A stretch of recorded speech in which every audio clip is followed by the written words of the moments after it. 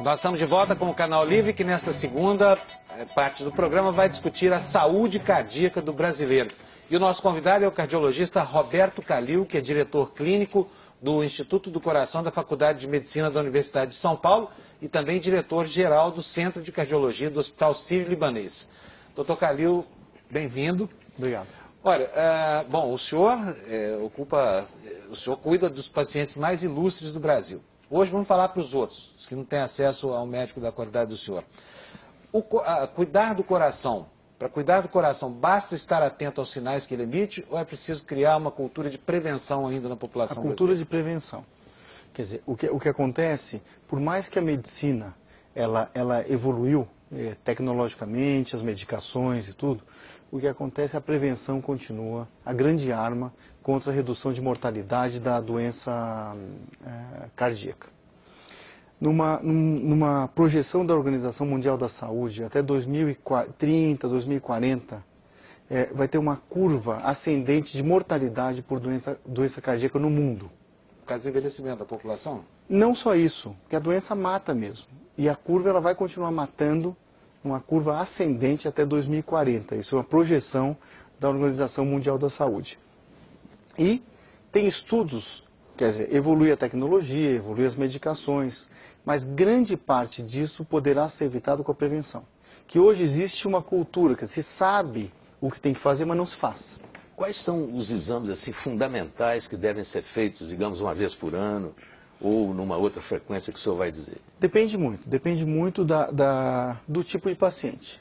Então, por exemplo, a doença, o infarto, que é o que mais mata, por exemplo, ela é uma doença familiar. Então, depende. Tem fatores de risco hereditário, outro fator de risco é a hipertensão arterial, alcoolismo, o cigarro, o diabetes, a obesidade, o colesterol alto. Então, tem alguns fatores de risco que multiplicam a chance da pessoa ter a doença cardíaca, o infarto, que é o mais frequente. Se agora, desses fatores de risco, tem um ou outro que seja mais grave do que... O familiar é o mais grave, mas esse você não pode mexer, claro. Né? A hereditariedade. Agora, a falta de exercício. Pior que cigarro. Tem um estudo muito interessante que foi divulgado agora, que as pessoas compararam quem não fazia exercício, o sedentário, com quem fumava. E a população que não fazia exercício acabou morrendo mais. Então, quer dizer, é incrível como a falta de exercício chega, não que tenha que fumar, mas é pior que o cigarro. Pior ainda do que o cigarro. Essa prevenção, doutor Calil, deve começar em que idade? Quanto antes. Por quê? Quanto antes, na adolescência. Porque a obesidade hoje em dia acomete o adolescente. Né? Então você já tem adolescentes com hipertensão arterial, com colesterol alto, principalmente os que têm doença familiar. Né? E quanto antes. Então a prevenção, a obesidade, fazer exercício, não fumar. Nós sabemos, quer dizer, as pessoas têm a consciência disso hoje, só que não fazem. Né? Agora, as informações sobre colesterol, por exemplo, elas mudam com o correr do tempo, né? Não. Houve há 10 anos atrás, a gente publicava que um colesterol total de 220, por exemplo, seria tolerável. Hoje é 180, dizem que está baixando para 160. Não, o que acontece, na verdade, é o nível de colesterol na pessoa que teve infarto, que foi operada do coração, que tem doença coronária. Esses níveis realmente se consideravam mais altos no passado. Por exemplo, o LDL colesterol, que é o vilão, esse entope as artérias do coração. A pessoa que teve um infarto, que foi operada do coração, ou seja, tem doença na artéria do coração, o que acontece? O LDL hoje é aceitável em torno abaixo de 100, em torno de 70. Esses níveis realmente a gente considera que quanto mais baixo o LDL colesterol, mais proteção o paciente terá. Mas para uma pessoa normal, 120 é considerado aceitável? O 120 de LDL colesterol, por exemplo, ele é considerado aceitável numa pessoa saudável. Né? O HDL colesterol é o chamado colesterol bom. Ele tem que estar mais alto do que 40, por exemplo. O que aumenta é o exercício.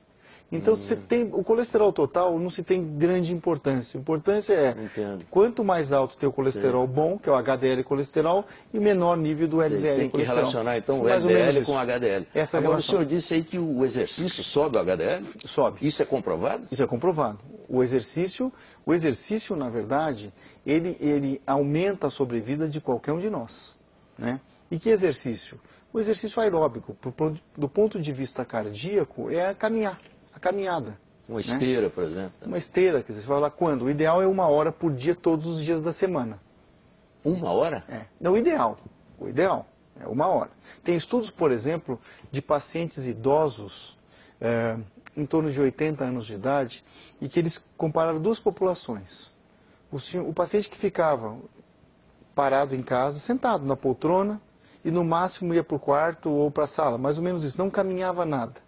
E o idoso que caminhava 10 minutos, ele ia para o jardim e voltava. Essa população que caminhava 10 minutos, teve uma redução imensa em mortalidade por doença cardíaca. Doutor Calil, a gente tem observado no noticiário mortes súbitas, por exemplo, de jovens atletas, 17 anos, 20 anos, e o noticiário acaba não trazendo as causas disso.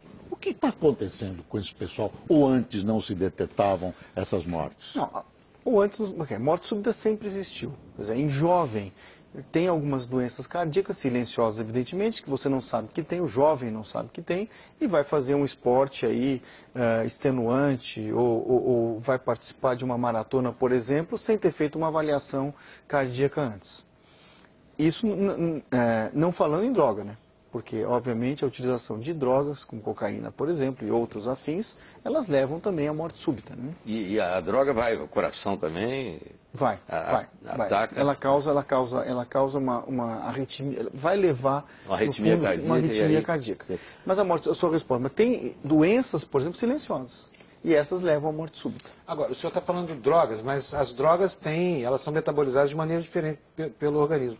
Quais são as mais letais, as mais venais para o coração? Não, quer dizer, tem vários tipos de drogas, evidentemente. Mas você, por exemplo, o usuário de cocaína, por exemplo, ele pode levar um espasmo da coronária. Ele não tem uma doença. O usuário da cocaína e do crack também são drogas da mesma família. Ele não tem a pessoa não é doente do coração, mas pode levar um espasmo, o fechamento temporário da artéria, né, por uma liberação de adrenalina muito importante. Isso leva a uma falta de sangue temporário no coração.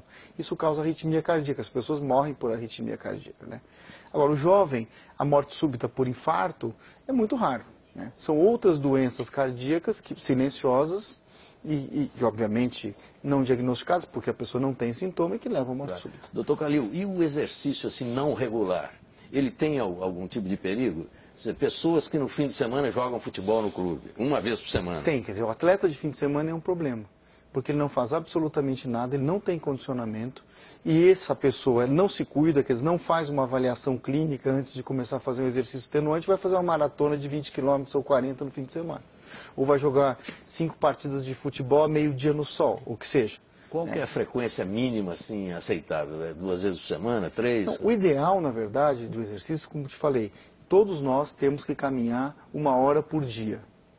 E aí podemos entender 30 minutos de esteira e o resto no trabalho. Isso é ideal, né? Claro que é impossível. O paciente fala, é impossível. Mas se você caminhar 4, 5 vezes por semana o aeróbico, você já está fazendo uma prevenção contra a doença cardiovascular.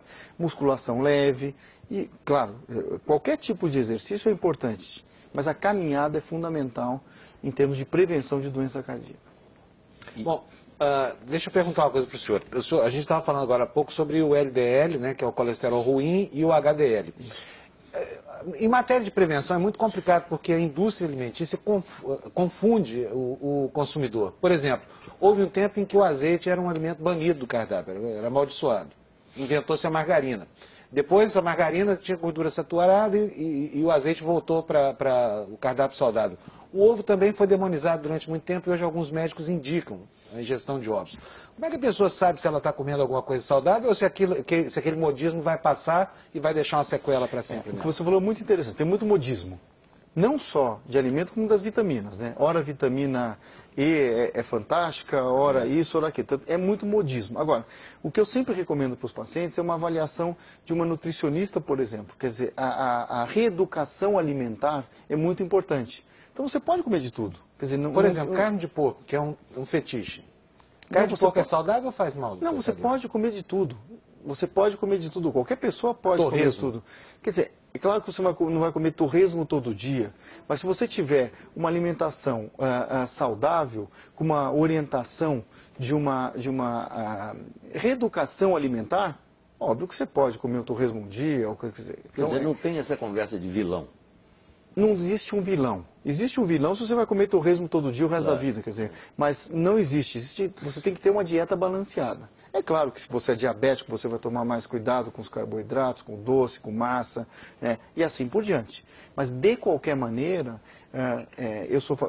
a medicina favorável é uma reeducação alimentar. Falando em modismo, e o ômega 3? É efetivo? Pensei nele. Então, também tem épocas que se fala, né? E é modismo. Eu passei muitos anos tomando todo dia. Os últimos estudos mostram que não tem tanta influência a nível de prevenção de doença cardíaca. Assim como um dia foram as cápsulas de alho, por exemplo. Isso, alho, berinjela para baixar colesterol. Quer dizer que o salmão, então, é só uma iguaria mesmo? Não tem nada de remédio. Faz parte de uma dieta saudável, né? Deixa eu voltar para a medicina esportiva. Um prefeito de uma cidade paulista, ex-prefeito de Piracicaba, segundo se conta, estava tomando uma sauna e mergulhou numa piscina fria, que é o que eu gosto de fazer. Então deve ter mais gente que gosta de fazer isso. É perigoso. Quer dizer, isso é um choque térmico, né? Tudo é perigoso se a pessoa tem uma doença de base, muitas vezes nós não sabemos. Quer dizer, eu estou falando com você aqui, eu posso ter uma obstrução de 90% numa artéria do coração, pelo estresse de estar, obviamente, num ambiente que... Meu ambiente é o hospital. Eu estou fora do meu ambiente, né? Então, eu posso ter um infarto por um estresse. Agora, como você perguntou, choque térmico é um estresse excessivo. Né? É proibido? Não, não é proibido. Mas essas complicações acontecem em pessoas que já têm doença de base e que não sabem, né? Mas, doutor Calil, quais são os exames básicos que você acha que tem que ser feito uma vez por ano? Então, quer dizer, controlar níveis de colesterol, depende muito quando fazer. Mas os básicos é controlar nível de colesterol. Se você vai fazer esporte, até as academias exigem um teste de esforço, o ergométrico, um ecocardiograma, que é a ultrassom do coração, um eletrocardiograma, coisas básicas. Se você é uma pessoa saudável e se você não tem um antecedente familiar importante. Agora, se você vai para uma avaliação clínica ou cardiológica, que teus irmãos todos infartaram ou foram operados do coração, seus pais também, quer dizer, então você olha com outros olhos para esse tipo de paciente. Mas, no geral, são exames simples, um teste de esforço, um ecocardiograma, um eletro, você está liberado a fazer uma prática. Essa notícia aí de que tem agora uma injeção para controlar o colesterol, isso é uma esperança concreta, é uma coisa que pode se apostar nisso já? Não? O controle de colesterol, primeiro, as pessoas que têm um nível de colesterol pouco aumentado, você sempre tenta controlar com uma dieta orientada. Se você não conseguir, se é uma pessoa saudável, estamos falando, tem as estatinas. Estatina é um remédio extremamente eficaz, benéfico, que controla o colesterol. Então, quer dizer, por enquanto... Tem algum efeito colateral? Não, muito pouco. Não tem flacidez muscular? As mulheres não gostam desse remédio porque dizem que ele deixa o corpo flácido. Não. A estatina é um remédio que, como qualquer outra medicação, pode ter algum efeito colateral. Só que a estatina é feita para se tomar a vida inteira. Né? Efeito colateral. Alguns pacientes têm cãibra, outros têm alteração do sono, mas é muito raro. A grande maioria dos pacientes não tem efeito colateral com a estatina. E é um remédio benéfico. Por exemplo, uma pessoa que tem obstrução na artéria do coração, não infartou, ela tem obstrução ali, e ela toma estatina, a estatina reduz em 80% a chance dessa pessoa morrer. Ou ter infarto. Quer dizer, é extremamente benéfico, né? Então, o colesterol se combate muito bem com as estatinas, com pouco efeito colateral. E isso é para a vida toda? Começou a tomar? Teoricamente, sim. Quer dizer, se você tem uma hipercolesterolemia, quer dizer, o colesterol alto, que só controla com remédio, você vai tomar estatina a vida inteira. Uma pergunta que eu fiz ao Dr. Bion, e que eu quero repetir. Sexo faz bem mesmo para o coração? Sexo é um mito. Né? O sexo, porque tem aquela história de que você operou do coração, não pode fazer sexo, isso é mito. Né? O contrário, você está liberado, quer dizer, as pessoas que operam o coração, que têm problema cardíaco, na verdade o esforço que se faz durante o ato sexual não é tão grande assim. Né? Algumas pessoas equivalem a você subir 10 degraus, vamos supor, entendeu? Então, só isso? É pouco, não é aquela coisa que fala, não, a relação sexual. De jeito nenhum, até que os pacientes que operam o coração, que infartam, são liberados para atividade sexual. Agora, uma outra coisa, a gente fala muito do colesterol. Que faz bem, evidentemente, pro o espírito, para a alma, para o corpo, né? É uma coisa saudável. E o Viagra, que foi a pergunta do Fábio. Em relação... A utilização sexo-coração. Desses estimulantes. Então, depende muito. Quando você está tomando vasodilatadores, principalmente, algum tipo de vasodilatador específico, o Viagra não é recomendável. Porque o vasodilatador ele já faz sua pressão ficar um pouquinho mais baixo. E o Viagra baixa um pouco mais a pressão. A pessoa pode entrar em choque. E ela pode isso. E se ela tem um problema cardíaco, ela pode cair a pressão e ter complicação cardíaca. Vai morrer feliz. Tendo problema cardíaco, né? Tendo problema cardíaco. Agora não, mas tem outros remédios, outros estimulantes que você pode usar tranquilamente. Agora, não tem eu queria perguntar para o senhor, porque tem um dos vilões aí que é muito menos popular do que o colesterol, que são os triglicérides. O que são os triglicérides e que importância tem na composição de um quadro de risco? A mesma importância, ou quase a mesma do colesterol. É um outro tipo de gordura que nós temos no sangue. Em top veia também. O colesterol é mais danoso, mas o triglicérides também em top veia, dependendo do nível. O triglicérides varia muito, quer dizer, onde que tem que ter, no açúcar, na massa, né, nos carboidratos. E o triglicérides você controla mais facilmente com uma dieta orientada do que o colesterol, por exemplo. Mas se tiver alta, é sinal de problema no futuro. É sinal de problema no futuro, você tem que controlar. Assim como a glicemia, né? O diabético também você tem que controlar. É sinal de problema se você não conseguir controlar uma glicemia alta. Mas o triglicéride, sua pergunta, também é deletério. Só mais uma coisa, quem tem hipercolesterolemia, é assim que chama, né? Quer dizer, quem tem colesterol alto, quando toma remédio para controlar a doença, consegue desobstruir, ou seja, limpar as artérias? Existe uma medicação que retire as placas que o colesterol produz? Então, tem duas coisas importantes. Primeiro, o colesterol, o remédio para colesterol impede a evolução das placas, né? Na grande maioria das vezes. Ele tem dois efeitos, o remédio para colesterol. Primeiro, baixar o colesterol. Então, ele diminui a agressão contra a artéria. E ele diminui a chance da pessoa infartar. E ele também tem um efeito protetor na placa de gordura, quer dizer, a pessoa que toma o remédio para colesterol, ela tem menos chance de infartar. Existem alguns estudos na literatura com doses altas de estatina, por exemplo, que mostraram redução da placa, sim.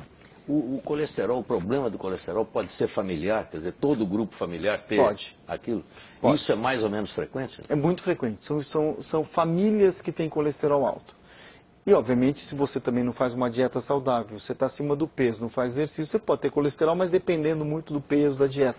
Esse é muito mais fácil de controlar. Sei, mas um adolescente, por exemplo, pode, é muito frequente, claro. Isso, mas aí ele vai tomar esse remédio a vida inteira? Teoricamente, sim.